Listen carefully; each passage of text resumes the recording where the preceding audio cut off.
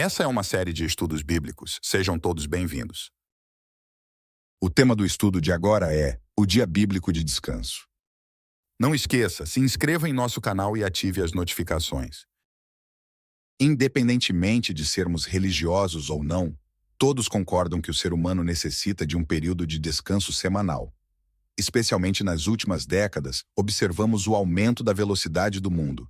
Os empregos exigindo cada vez mais do funcionário, o tempo gasto nos transportes públicos aumentaram, tornando-se desgastante, menos tempo para cuidar da nossa saúde, ou mesmo de estarmos mais tempo com nossa família são quase universais. Assim, o desgaste físico e mental é visível. No aspecto religioso, diversas denominações enfatizam um dia específico da semana. Por exemplo, o sábado é sagrado para algumas denominações cristãs, como os batistas do sétimo dia e os adventistas do sétimo dia, bem como para a comunidade judaica. O domingo é celebrado pela maioria das comunidades evangélicas e pela Igreja Católica, enquanto a sexta-feira é especial na fé islâmica. Mas, como cristãos que usam exclusivamente a Bíblia como nossa bússola de fé, devemos observar um dia em particular? Veremos nesse estudo. Ao estudar a Bíblia Sagrada, notamos que há um dia semanal em destaque, o sábado. Ele foi dado ao homem ao final da semana da criação, como memorial da criação e do Criador. Gênesis capítulo 2, versos 2 e 3. Note que nesse tempo só havia Adão e Eva, os representantes da raça humana, ainda não existia a nação judaica. Perceba que o sábado foi estabelecido, portanto, para a raça humana. Veja em Marcos 2, verso 27. Ao final da obra de criação, Deus descansou, abençoou e santificou o sábado. Leia. E havendo Deus terminado no dia sétimo a sua obra, que fizera, descansou nesse dia de toda a obra que tinha feito. E abençoou Deus o sétimo dia e o santificou, porque nele descansou de toda a obra que como Criador fizera. Gênesis 2, versos 2 e 3. Perceba que o sábado é um dia abençoado, um dia santo, um dia em que o Criador escolheu para descansar. Não que Deus estivesse cansado, não é essa a questão. Note que Deus deu uma atenção especial a este dia. Mas, o sábado semanal ainda é válido nos dias de hoje? Observamos no outro estudo, sobre as leis da Bíblia, que Cristo aboliu as práticas de caráter cerimonial que demandava de suas leis. Vimos também que a salvação do pecador é pela graça mediante a fé em Cristo. Vimos também que a obediência às leis é por gratidão e amor a Deus, e não para se justificar.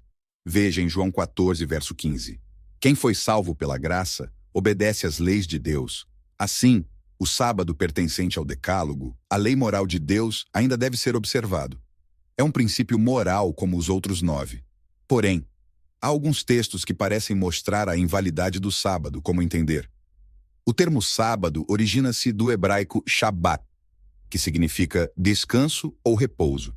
As Escrituras distinguem claramente dois tipos de sábados: o sábado do sétimo dia, que vimos agora há pouco, e os sábados cerimoniais. Estes últimos estão associados às solenidades anuais judaicas, consistindo de ordenanças que foram estabelecidas para o povo de Israel por meio de Moisés. Essas festividades foram documentadas no livro da lei, que era guardado fora da Arca da Aliança, conforme descrito em Deuteronômio 31, versos 24 a 26. Tais solenidades foram descontinuadas na cruz. Vejamos alguns exemplos. No sétimo mês, aos 10 dias do mês, nenhuma obra fareis. É sábado de descanso solene. Levítico 16, versos 29 a 31. O contexto trata sobre o dia da expiação, uma solenidade anual onde o sumo sacerdote fazia a expiação do pecado do povo, simbolizando o perdão dos pecados por Cristo. Note que o texto diz que em uma data específica, o dia 10 do sétimo mês, havia um sábado. Quantas vezes ao ano é possível ocorrer o dia 10 do sétimo mês? Apenas uma, é claro. Observe, quando é o dia da independência do Brasil? Dia 7 do mês 9, ou seja, 7 de setembro. Quando é o dia do trabalhador no Brasil? Dia 1º do mês 5, ou seja, 1º de maio. Quantas vezes por ano são celebradas essas datas? Apenas uma vez, é claro.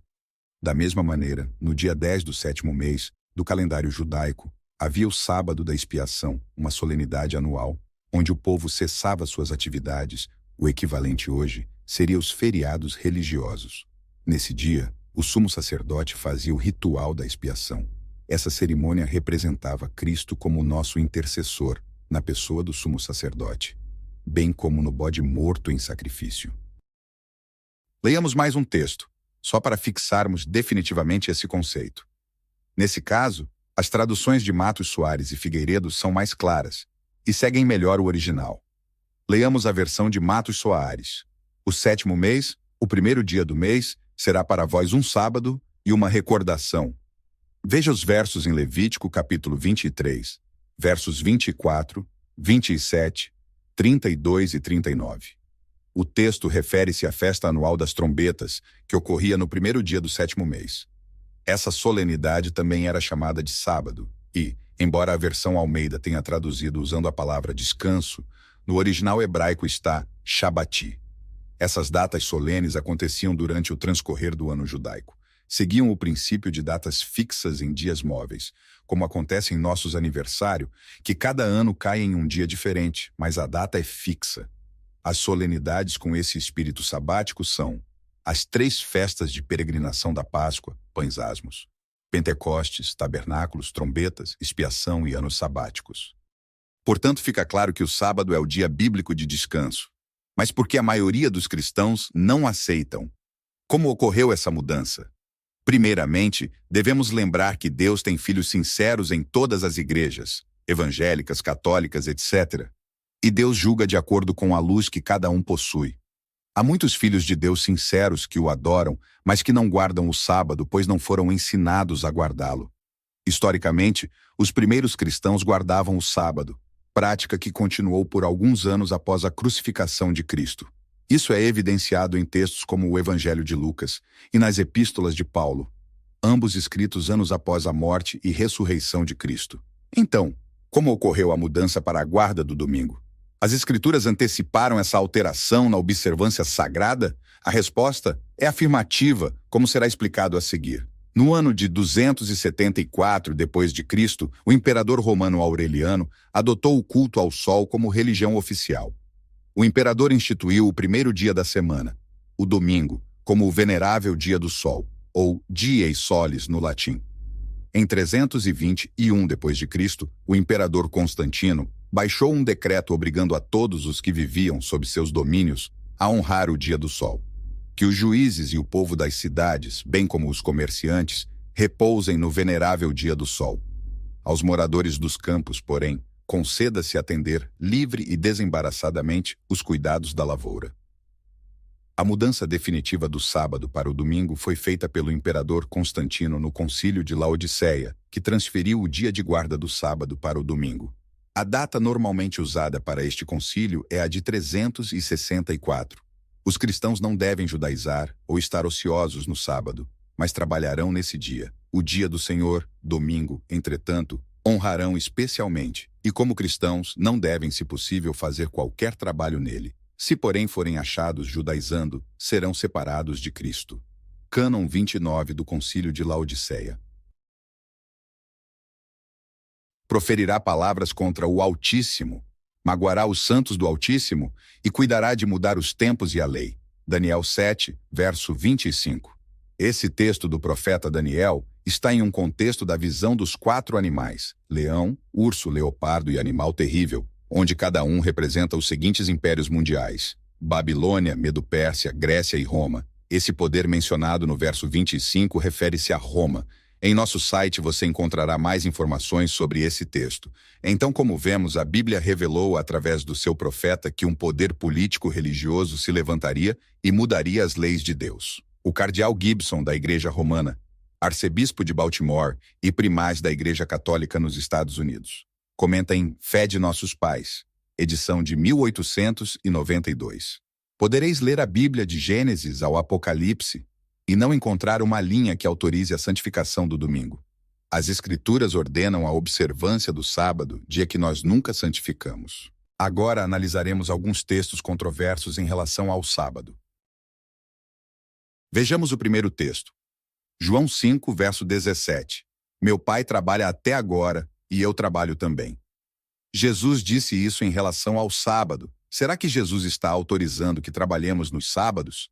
Algo importante ao analisar um texto bíblico é ler todo o contexto. Dessa forma, ao ler todo o contexto desse capítulo, observamos que o ponto central da discussão é o fato de Jesus ter curado um paralítico no sábado. Isso afrontava os rabinos. Como observamos na resposta da pergunta anterior, os rabinos criaram diversas leis baseadas em tradições de homens que nunca Jesus aprovou. Pelo contrário, repreendia tais práticas. Mateus 15, versos 3 e 9. Ao curar aos sábados, Jesus não quebrava o mandamento. Pelo contrário, sempre andou conforme o mandamento do Pai. João 15, verso 10. Lembremos que o dia de sábado foi abençoado e santificado pelo próprio Deus. Veja em Êxodo 20, verso 11. Então, nada melhor que Jesus levar salvação e cura neste dia. Nós cristãos hoje devemos imitar Cristo e no sábado visitar doentes, dar estudos bíblicos, ir à igreja, enfim, lavar salvação e cura como Cristo fez. Pois é lícito aos sábados fazer o bem. Mateus 12, verso 12. Outro texto. Ninguém, pois, vos julgue por causa de comida, bebida, dia de festas, lua nova ou sábados, porque tudo isso tem sido sombra das coisas que haviam de vir.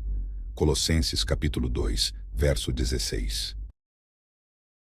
Somente os sábados cerimoniais judaicos, instituídos no Sinai, como mostrado em Levítico 23, podem ser qualificados como ordenanças e sombras.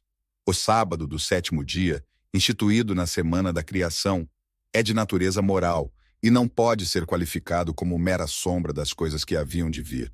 Já o sábado semanal é um memorial de um evento passado. A criação não pode ser uma sombra de Cristo, que seria algo futuro. Ao lermos as Escrituras, observamos que o apóstolo Paulo guardava o sábado por sua própria convicção, e não para agradar judeus. Em nosso site, explicamos com mais detalhes esse texto de Ateós 17, verso 2. Lá são mostrados os termos originais gregos, o que facilita a compreensão. Em Atos 16, verso 13, ocorre um episódio em que Paulo guardou o sábado ao ar livre, em um lugar tranquilo, longe das sinagogas e em um país estranho. Os textos de Atos 18, versos 3, 4 e 11, também nos auxiliam. Porém, alguns comentaristas entendem que esse texto de Colossenses se trata do sábado semanal, onde os dias de festas, lua nova ou sábados podem estar associados a solenidades anuais, mensais e semanais. Mas Paulo está alertando contra doutrinas errôneas que estavam sendo praticadas em Colosso, como a adoração a anjos, que é idolatria e abominação aos olhos de Deus, e a doutrinas humanas. Leia todo o contexto dos versos 16 ao 21. Mesmo se Paulo estivesse se referindo aos sábados semanais, como defendem alguns teólogos, o fato é que Paulo não está sendo contra o dia de guarda em si, mas a forma errada com a qual estava sendo feita em Colosso. Os dias de festa, lua nova e sábados mencionados no texto também podem assim serem definidos. Os dias de festa seriam a Páscoa, Pentecostes, Tabernáculos, as luas novas, solenidades mensais, os sábados cerimoniais, sabate, trombetas, expiação e ano sabático. Veremos mais um caso. Há outros textos que você pode ler depois em nosso site, para que esse estudo não fique muito extenso. Vejamos. Se o sábado é santo, então, porque Jesus curou nos sábados e permitiu que os discípulos colhessem espigas? Os fariseus tinham fanatizado a guarda do sábado. Nas leis deles, era proibido caminhar mais que 1 quilômetro nos sábados. Se uma pessoa deixasse cair um lenço, não poderia juntá-lo porque era sábado. Se alguém caísse em um buraco, não poderia ser salvo enquanto fosse sábado. Enfim, existiam centenas de regras em relação ao dia de guarda que não estão na Bíblia. São apenas tradições rabínicas que transformavam o sábado em um fardo insuportável. Ao permitir que os discípulos colhessem espigas no sábado, ao curar as pessoas neste dia, Cristo não estava abolindo o mandamento. Ele estava ensinando-os a guardarem o sábado do modo correto. O próprio Jesus disse que é lícito fazer o bem nos sábados. Mateus capítulo 12, verso 12. O sábado é um dia próprio para fazermos obras de caridade, auxiliar os enfermos, visitar orfanatos e asilos, e ir à igreja também. Afinal, o sábado é um dia abençoado e santificado por Deus. Gênesis 2, versos 2 e 3. Nada melhor do que levar as bênçãos de Deus às pessoas nesse dia. Há outros textos controversos sobre esse tema que você pode ler em nosso site, como Atos 20, versos 7 a 12. João 20, verso 19. 1 Coríntios 16, versos 1 e 2, entre outros. Deus sabe o que é melhor para cada um de nós. Como nosso Criador e mantenedor do universo, Ele conhece profundamente nosso corpo e nossa alma.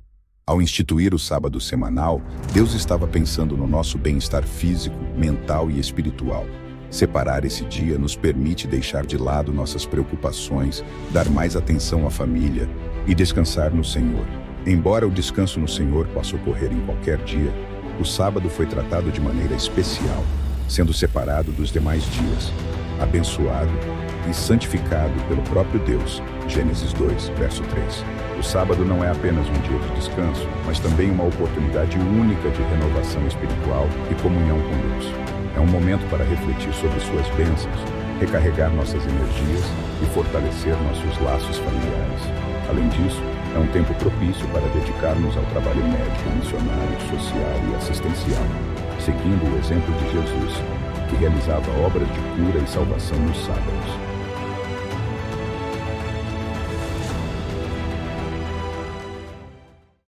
Agradecemos por sua atenção. Para mais informações sobre esse tema, leia o estudo completo no site explorandoabiblia.com. Deus o abençoe.